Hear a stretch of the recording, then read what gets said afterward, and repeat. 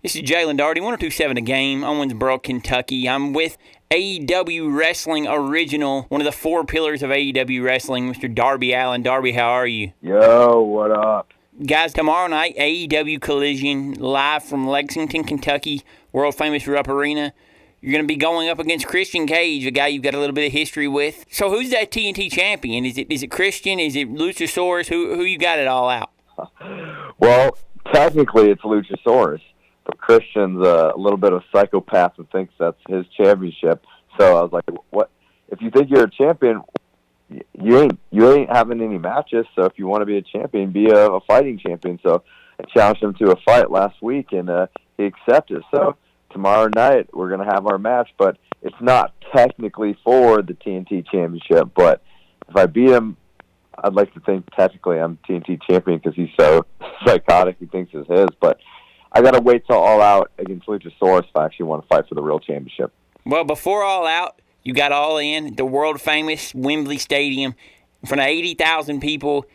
It's yourself and Sting against Swerve Strickland, AR Fox, in a casket match. Got a little bit of bad blood with Swerve and AR Fox, too. You know, they took it to your boy Nick Wayne pretty hard a couple of weeks ago in Nick's home gym in Seattle. What's it going to be like to be in front of 80,000 All In with Sting against two guys that you really don't care for too much?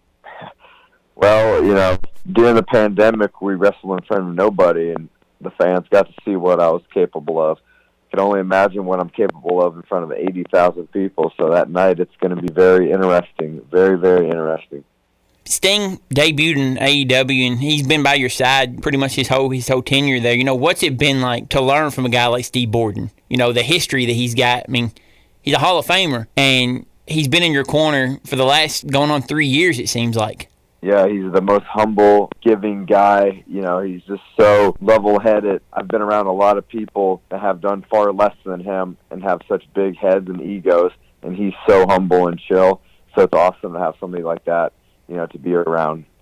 So he's literally the greatest dude. You know, AEW debuted 2019. You know, you were on the first AEW card, AEW Dynamite, Episode 1, and you've been here for it all. You know, I called you one of the four pillars because you are one of the four pillars of AEW. How has it been to see AEW grow to what it is now, to in my opinion, the forefront of professional wrestling? Yeah, to be there since day one and watch it grow, it's, you know, the reason I'm so psyched about it is because you got that company never tried to change anybody.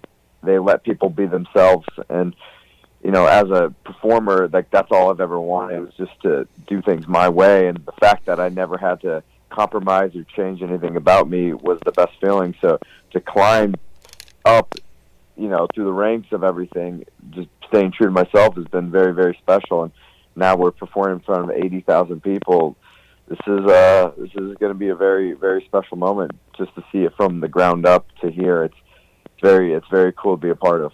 You know, Nick Wayne made his AEW debut a couple of weeks ago. Nick's a guy you've known since he was what we call in Kentucky, knee-eye to a grasshopper. Nick's dad, Buddy, trained you. It's no secret. You know, how has it been for you to give him his first contract at 16 years old?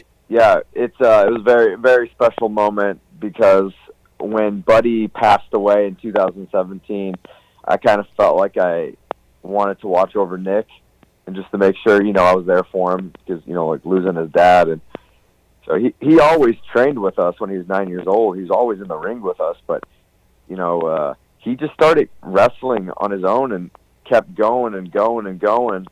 And then by the age of 16, I was like, man, this kid's actually really good. So I went up to Tony Khan and said, I think it'd be a good investment if we, you know, offered Nick a contract so when he turns 18, you know, just, you know, have this guy grow, you know, be this wrestling prodigy that people are, you know, labeling him as. And because I feel like Nick's going to be very special. If he's as good as he is right now at 18, like, who knows what he's going to be like at 24 or 25. So, but it was really cool to do that for Nick because I've had such a long history. I met him my first day at wrestling training. He was only like, you know, 8 years old. So it's cool, man. Time flies by pretty fast. Right.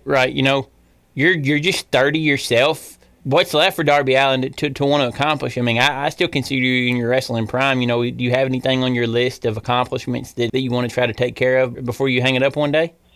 It's so hard. It's so hard to say because, I'm so grateful for everything that I've done, but I feel like, I would love to, I don't know, I'd love to be like the top guy in AEW, because AEW is like 100%, like, I live for this company. Like, I would like to be the top guy, be like world champion, main event these shows, be the go-to guy that, the company relies on for everything. Like, that, to me, that's like a big, big, big goal.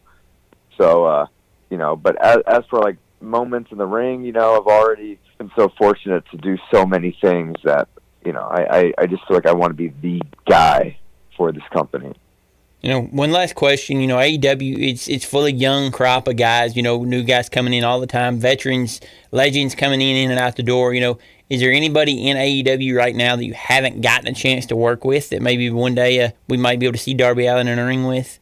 Bryan Danielson, final answer. Hey, Bryan Danielson, Darby Allin will be a great match.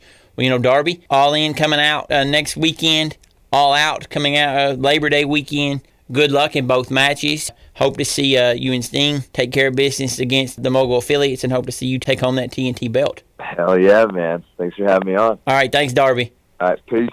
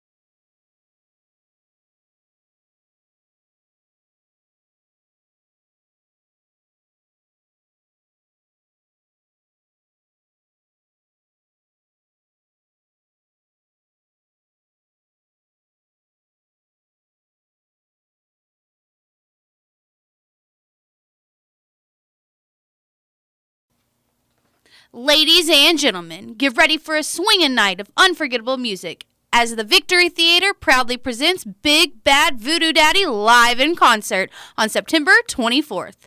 Get ready to dance the night away to their signature blend of jazz, swing, and jump and jive. Mark your calendars and gather your friends for a night that will have you all up and on your feet. Don't miss out on this incredible opportunity to see Big Bad Voodoo Daddy at the Victory Theater on September 24th. Tickets are selling fast, so grab yours now at victorytheater.com.